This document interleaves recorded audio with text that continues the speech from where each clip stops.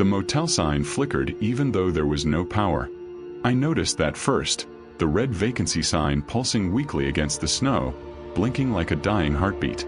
The rest of the building sat dead and hollow, its windows dark, its doors half buried in ice. No cars. No footprints. No sound except the wind scraping loose plastic against rusted railings. Christmas Eve. I should have kept driving. The road behind me had vanished under the storm. White swallowed everything. Sky, ground, direction. The GPS had gone silent 10 miles back, frozen on a blue that no longer moved. When my headlights cut through the snow and revealed the motel, relief came first. Then something screamed. It wasn't loud. It was distant, stretched thin, like a sound remembered instead of heard. A woman, maybe. Or a child. It echoed once. Twice. Then folded back into the wind. I turned the engine off. Silence rushed in. As I stepped out, the cold bit deep enough to hurt my teeth. Snow crunched under my boots, the only fresh marks anywhere near the place. The doors to the office hung open, swinging slowly. Inside, a single bulb flickered. Behind the counter lay a Christmas card, yellowed with age. Someone had written inside in shaking ink, "If you hear knocking, don't answer." The knocking started immediately. Not at the door. From the wall behind me. I told myself the scream had been the wind. That lie stayed with me as I walked deeper into the motel, my boots echoing against concrete that felt too solid for a place this abandoned. Snow pressed against the windows like a living thing trying to get in, smearing the glass white until the outside world no longer existed. The storm had erased the road, the trees, the sky, everything that proved I had come from somewhere else. Only the motel remained. The corridor lights buzzed weakly overhead, flickering in a rhythm that felt almost intentional. Each time the light dimmed, the hallway stretched longer, darker, as if it were inhaling. When the light came back, the doors were closer. Watching. I counted them without meaning to. 1, 2, 3. By the time I reached room 6, my mouth had gone dry. The door was open just enough to show darkness inside. No dust. No rot. The air coming from it was warmer than the hall. Wrong for a place that should have been frozen for years. I hesitated. The storm slammed against the roof, a deep rolling sound like something heavy shifting its weight overhead. The memory of the scream pressed back into my skull, clearer now. Too deliberate. Too human. "Get a grip," I whispered. My voice sounded thin, like it didn't belong here. Inside room 6, the bed was neatly made. Hospital corner tight. A faint smell of pine and old fabric hung in the air, like a Christmas that never quite ended. On the small table by the window sat a plastic tree, barely 2 feet tall, its faded ornaments dull with age. The lights were on. Tiny bulbs glowed red and yellow, humming softly. There was no power line running to the building. I'd checked outside. The transformer box was rusted open, gutted. I stepped closer. The humming stopped. The silence that replaced it felt heavy, pressurized, like the room was holding its breath with me. My skin prickled. I became acutely aware of my own heartbeat, each thud too loud, too fast. Then the television clicked on. I jumped back, pulse exploding in my ears. The screen filled with static before resolving into a grainy image. Black and white, warped at the edges. A motel room appeared. This room. Same bed. Same tree. 3 people stood near the foot of the bed. A man. A woman. A little girl. They were dressed for winter, coats still on, snow clinging to their sleeves. None of them moved. Their eyes stared forward, unblinking, mouths slightly open like they had been interrupted mid-breath. The image shook. The little girl's head tilted. Her lips moved. No sound came at first. Then the volume spiked, sharp and sudden. "He's here again." The screen went black. Behind me something knocked. I spun around. The door was shut. I rushed to it, yanking the handle. It didn't move. I slammed my shoulder against it once, twice. The door held firm, solid as concrete. "Hello," I shouted, the word cracking halfway through. No answer. Another knock. This time from the wall to my left. 3 slow taps. Tap, tap, tap. Each one sent a tremor through my chest. The sound wasn't loud, but it was close, right behind the thin layer of drywall, as if someone were standing inches away, politely asking to be let in. I backed away until my calves hit the bed. "Who's there?" I asked. Silence. Then a whisper, barely audible, slid through the room like cold air under a door. "Adam." I froze. No one here should have known my name. The light above flickered violently, plunging the room into darkness before sputtering back to life.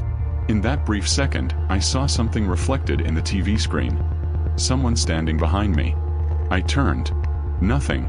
The knocking moved again. This time it came from the ceiling. Dust drifted down, catching the light like falling ash. The sound traveled across the room slowly, deliberately, as if whatever made it was crawling, testing each surface. My chest tightened. Logic screamed explanations. Animals, loose pipes, stress, but none of them fit. Not the warmth. Not the working lights. Not the voice that had spoken my name like it knew me. The television turned on again. Different image. Security footage, dated December 24th, 1998. The hallway outside room 6 filled the screen. Families walked past, dragging suitcases, laughing quietly. A man in a Santa hat waved at the camera. The timestamp ticked forward unnaturally fast. 11:50 p.m. 11:55 p.m. 11:57 p.m. The footage froze. Every door in the hallway opened at once. From inside each room, darkness spilled out, thick and moving. The people on screen stopped smiling. Their mouths opened, but the audio cut to a low, droning hum. The little girl appeared again, her face inches from the camera now. She whispered, "Don't let it knock." The screen shattered inward. At the same moment, the door to room 6 creaked open on its own. The hallway beyond no longer looked abandoned. Christmas lights glowed along the railing. Garlands hung fresh and green. The air carried the sound of distant voices, murmuring, laughing, crying. And somewhere beneath it all, knocking. Endless, patient knocking. I stepped into the hallway. The door closed behind me. Locked. And I understood with sickening clarity that the motel had been waiting for Christmas to come again. And this time it had me. The hallway stretched in impossible ways. I should have turned back when the door locked behind me, but something pulled me forward, a mixture of curiosity and that primal fear that comes when you realize you are being watched.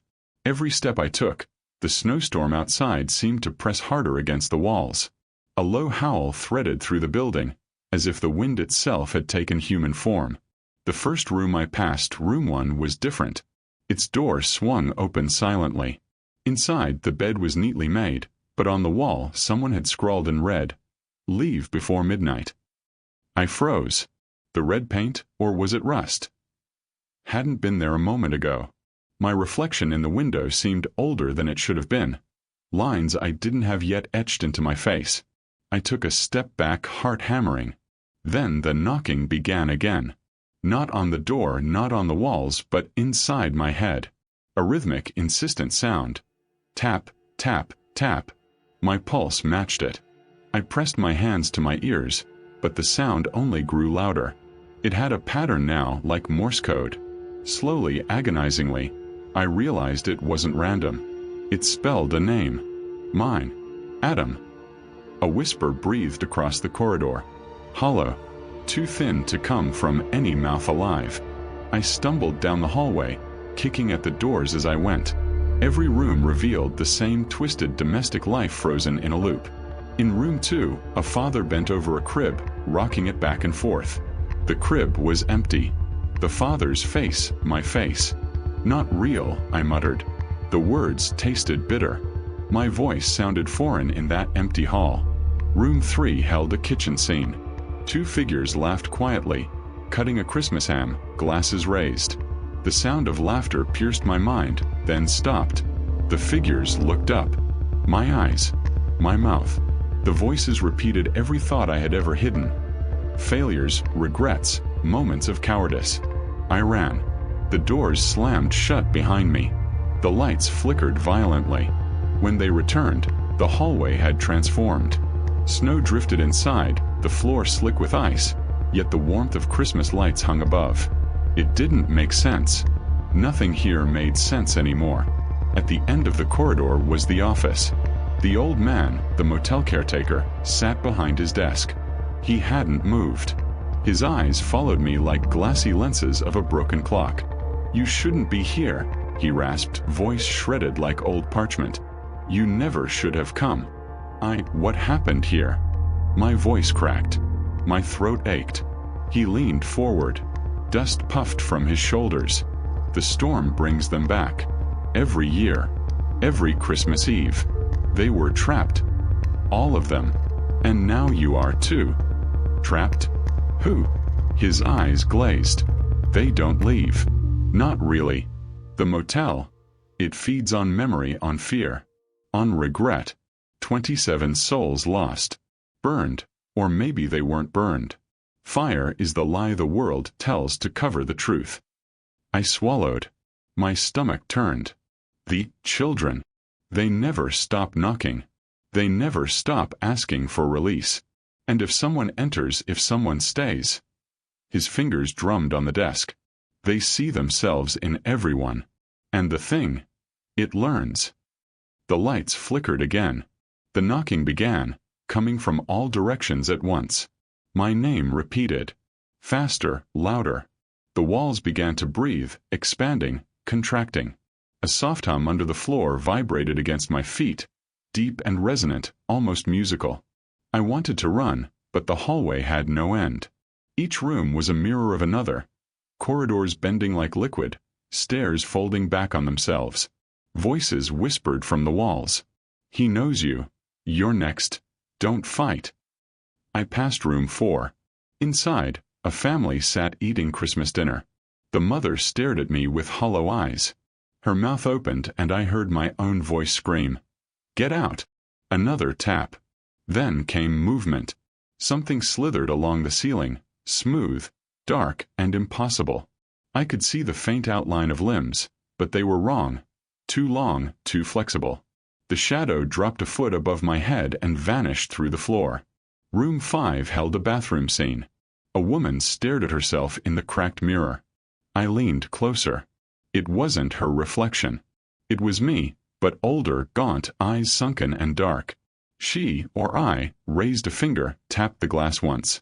And I felt it. Not an image. A pressure like a hand pressing from the other side. The whisper returned, this time from behind me. "Adam." I spun. Nothing. But the air thickened, sticky, pulling at my skin like hands. I felt the first stab of panic then, a memory I hadn't remembered. I was here before. Not physically. I didn't exist yet. But I knew the rooms, the walls, the smell of pine and decay. The knocking wasn't new. It had been happening long before I arrived. I was part of the loop. The caretaker's voice floated from somewhere far behind me.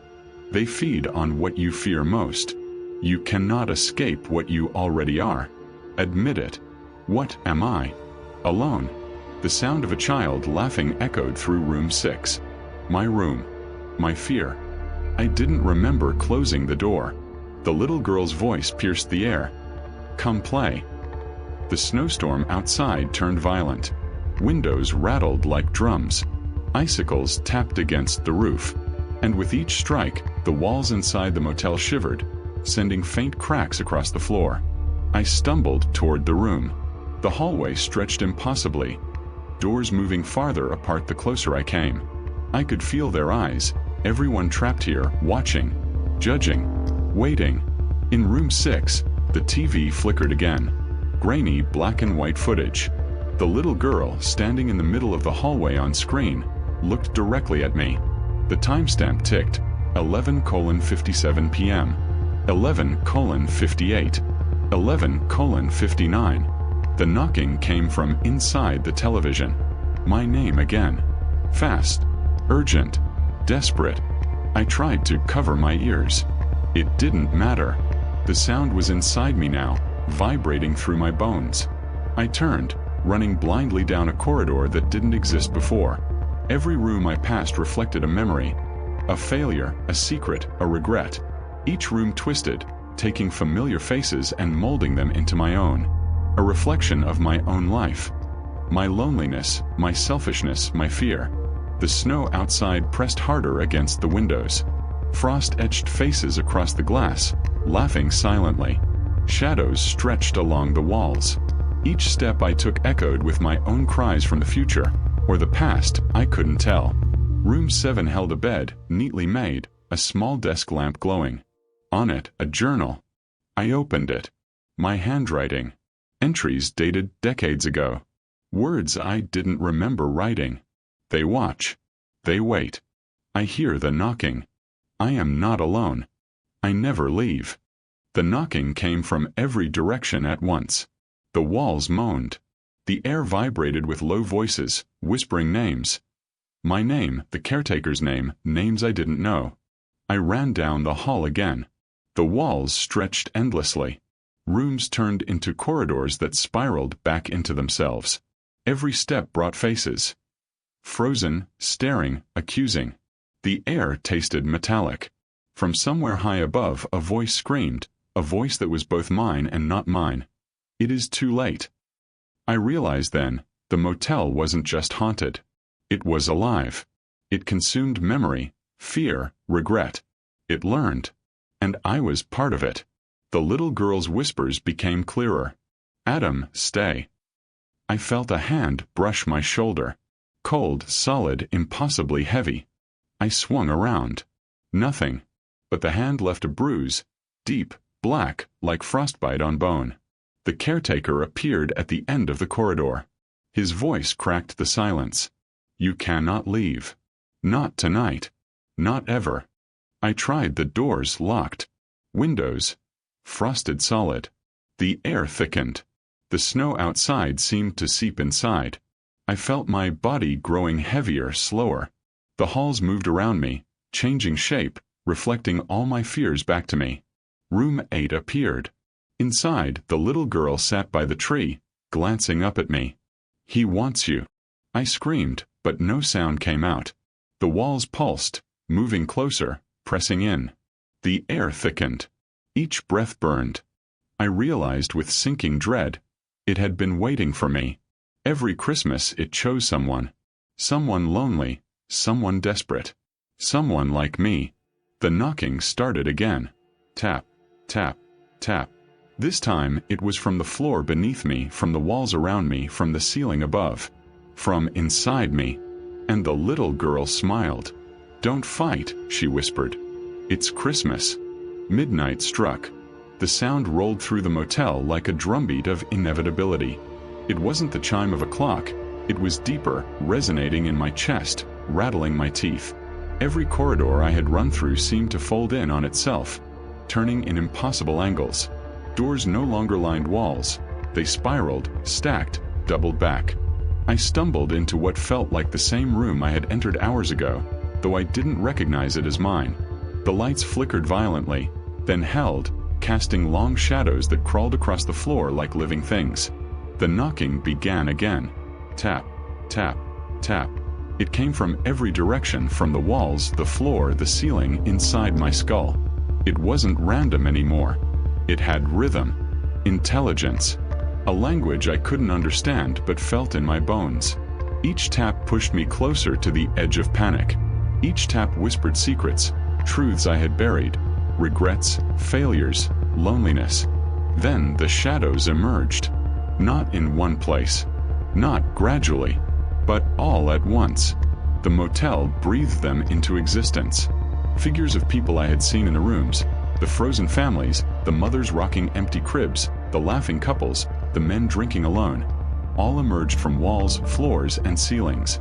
Their faces twisted and shifted. They were me. They were my reflection. They were the people who had died here decades ago. Their eyes were hollow, yet they bore into me with unbearable focus. A figure stepped forward, taller than any human, darker than any shadow. Its edges flickered like the TV static I had seen earlier. It shifted and warped, its face morphing into everyone I had loved, lost or feared. I recognized myself in at last. My own reflection, aged and hollow-eyed, grinning with a smile I had never worn. "You let it in," the caretaker's voice rang out, brittle and echoing. "You always do." "I didn't," I shouted. My voice cracked, echoed back to me distorted. "You did," it whispered. From the dark figure, my own voice repeated every thought I had ever silenced. "I'm alone. I'm weak. I'm scared." I turned and ran. Or tried to. The corridors shifted under my feet. Rooms collapsed and reformed behind me. Every door I tried to open led to another part of the same hallway, endlessly stretching. The lights flickered, plunging me into darkness before snapping back, revealing new horrors each time. The little girl appeared ahead. She was small, pale, perfectly still. Her red coat glowed faintly under the flickering light. "He wants you," she whispered. Her voice was mine and not mine. "He wants you." I stumbled into a room I didn't recognize. A Christmas tree stood in the corner, its ornaments gleaming like blood. A fire roared in a fireplace that had no chimney. And there, across from me, was the figure, taller, darker, unstoppable. It moved in silence now, and the knocking had become a hammering inside my skull. I tried to speak. My throat burned. What are you?" It smiled impossibly wide. Its shadow stretched across the room, swallowing the firelight. "I am everything you fear. I am every regret, every mistake, every lonely Christmas Eve. I am what this place feeds on. And you're mine." The floor beneath me groaned. I looked down. Snow and frost clawed up through the wood like icy fingers. The walls pulsed, closing in. Time warped. My watch had stopped at 11:59. The hands would never move again. I ran to the door. It was locked. I banged on it, screamed. The figure advanced, slow, patient. Each step pressed against reality itself. The air grew thick, the light dimmed, the shadows multiplied. I backed into the corner, trembling. The little girl stepped beside me. "Don't fight. It's Christmas." I shook my head. "No, I won't." "You already have," she said softly. And she vanished. The entity loomed over me, shifting faces, each one my own. My parents' faces, long dead. Friends I had betrayed. Lovers I had abandoned. It whispered all the things I had feared. "You're alone. You're nothing. You cannot leave. You will stay." The knocking reached a crescendo. Tap, tap, tap. Inside my head, outside my head, everywhere. I won't. I won't. I choked out. The figure reached for me. Its hand was impossibly long, the shadows solid, cold, crushing. I felt it grip my shoulder. The pressure pressed my spine flat, my bones like ice. I fell to my knees. My scream tore out, swallowed by the walls. The motel shifted again. The floor beneath me became a frozen lake, cracking under my weight. The walls reflected every memory I had ever tried to forget, magnified, grotesque. I saw myself as a child, alone under a Christmas tree. My mother, smiling, gone. The first time I had been left out in the cold. Every Christmas I had spent alone, every failure. I couldn't escape. The doors led nowhere. The windows revealed nothing but endless snow. The sound of my own heart was drowned out by the knocking. The figure leaned close. "You cannot leave. Not tonight. Not ever." I fought, clawed at the floor. My hands burned from cold and friction. The walls bent closer. The lights flickered, then died. Darkness swallowed the room. Silence. Then the voice. Mine. Whispering. Laughing. Screaming. All at once. "You're mine. You're mine. You're mine." The lights returned. Everything had changed. The motel was no longer a building. It was endless corridors of frozen rooms. Shadows moved along the walls like water. The little girl appeared again, closer this time. "It's okay. They always come back. It's Christmas." I tried to scream. No sound came. My body was heavy. My limbs moved like lead. The entity stepped closer. Every face it wore reflected the fear and loneliness of my own life. I realized then that this wasn't just a haunting. It wasn't just a curse. The motel itself was alive. It learned, it remembered, it fed. Every person trapped here became part of it. Every visitor added to its memory. And now, I was part of it. The figure reached down. I felt my bones freeze, my mind shatter. Time fractured. Past, present, future collided. I saw every Christmas I would ever spend alone, every regret, every failure, every knock on the wall that would never stop. And the little girl smiled. Welcome home. I collapsed, and the entity's shadow merged with mine. I became the corridor. The walls. The knocking. Everything went black. When I woke, I was standing outside. The snowstorm had ended. The sky was pale gray. My car was where I had left it. The motel sat quiet, empty, abandoned. The vacancy sign flickered weakly. I looked around. No footprints. No evidence I had been inside. My heart raced. My throat burned. My breath came in short, painful gasps. I tried to shake off the terror, but a cold dread had lodged itself inside me. And then I saw it. On the dashboard of my car, a Christmas card. Fresh ink. My handwriting. If you hear knocking, don't answer. A tap came from behind me. I didn't look. I didn't move. The knocking continued. Morning arrived quietly. Not with warmth or light, but with a gray, frozen stillness. The storm had passed, leaving the world blanketed in untouched snow. Icicles hung from the edges of the motel roof, sharp and clear. The wind whispered softly, but there was no movement beyond the occasional flicker of the vacancy sign. I stood at the edge of the parking lot, staring. My car was exactly where I had left it. No footprints in the snow, none leading to or from the building. The air smelled faintly of pine, of something old, something burned, though the motel showed no sign of fire. I wanted to run. I wanted to get as far away as possible. But my legs refused. A dull weight pressed against my chest, and a cold dread crept into my bones. I realized as the snow glimmered in the morning light that I had left more than fear behind. I had left a part of myself. Something permanent. The doors of the motel sat motionless. Windows dark. Lifeless. I approached slowly, compelled by a mixture of disbelief and the faintest hope that I could understand, that I could make sense of what had happened. The air was still, too still. I could hear my own heartbeat shallow, rattling against my ribs. I stepped closer, peering into the lobby. Dust covered the floor. The dead wreath hung crooked. The calendar on the desk remained frozen on December 24th, 1998. A thin layer of frost dusted the counter. It looked abandoned, as though decades had passed in silence. But I knew better. The knocking had stopped for now. But I felt its echo inside me, lodged in my chest, a tremor that would never leave. I glanced around. A Christmas card lay on the hood of my car. Fresh, clean, the handwriting shaky but familiar. I picked it up, my fingers numb from cold. If you hear knocking, don't answer. My stomach sank.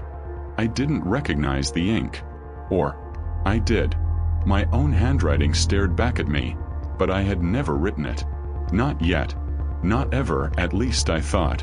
A shadow moved in the corner of my vision. I spun. Nothing. Only the wind carrying the faint scent of pine and decay. My breath formed a thin mist in the cold air. I wanted to leave. I wanted to drive away, to forget, to pretend it had all been a hallucination, a product of isolation and exhaustion. But as I turned toward my car, a whisper grazed my ear. Adam. I froze. No one was there. The voice was soft, coaxing, familiar. It carried the weight of the motel, of the years, of every Christmas Eve it had claimed. The snow around me seemed to shimmer. Tiny flecks danced in the morning light, forming faces that weren't there before. Children frozen mid-smile, parents staring silently, figures locked in gestures of fear, warning, and longing. I shivered. My body ached. My mind raced. And then I understood. Leaving was never an option. Not really. The motel didn't release what it wanted. It didn't forget. I had survived the night, yes, but survival came at a cost. A part of me had stayed behind, lodged in its walls, in the corridors, in the knocking that would continue forever, patient and unrelenting. I sat in my car, engine cold, fingers trembling, eyes fixed on the motel. I wanted to leave. But how could I? The memory of the figure, the little girl, the endless rooms. It followed me, pressed against my skull, tasted of snow and pine and fear. A few cars passed on the highway in the distance. I wondered if anyone else could see it, or if the motel only revealed itself to those it had chosen. The thought sent a chill deeper than the winter air could manage. I started the engine. Headlights cut weakly through the gray morning. I drove slowly, glancing at the motel in my rearview mirror. It sat there waiting, empty, silent, patient, waiting for the next traveler, the next lonely soul, the next Christmas Eve to come. The radio crackled once, faint, then silence. The world outside seemed ordinary, but I knew it was not. The motel had followed me, in memory if not physically, a scar on reality. The echo of the knocking, of the whispered names, of my own voice repeating every fear, lingered in my mind. I would hear it forever. At home I tried to sleep. The house felt different. Shadows seemed longer, corners darker. The air was colder, heavier. Each creak of the floorboards reminded me of the doors that had slammed behind me, the rooms I had passed, the children I had seen. And sometimes, when the night is quiet and the wind is low, I hear it again. Tap, tap, tap, coming from the walls, from the floor, from somewhere inside me. The knocking is patient, persistent. It reminds me that the motel never stops, never forgets, never forgives. It waits for the next Christmas Eve, for the next visitor, for the next soul it will claim. I am alone yet not. I am whole yet not. I survived, but I carry the motel inside me. The presence follows me. It watches. It whispers.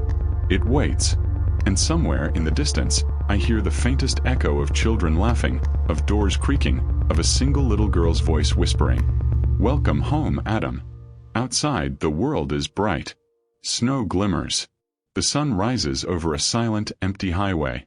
But inside, I know the truth. Christmas will come again. The motel will awaken again. And the knocking, will never stop. I close my eyes. And it begins again.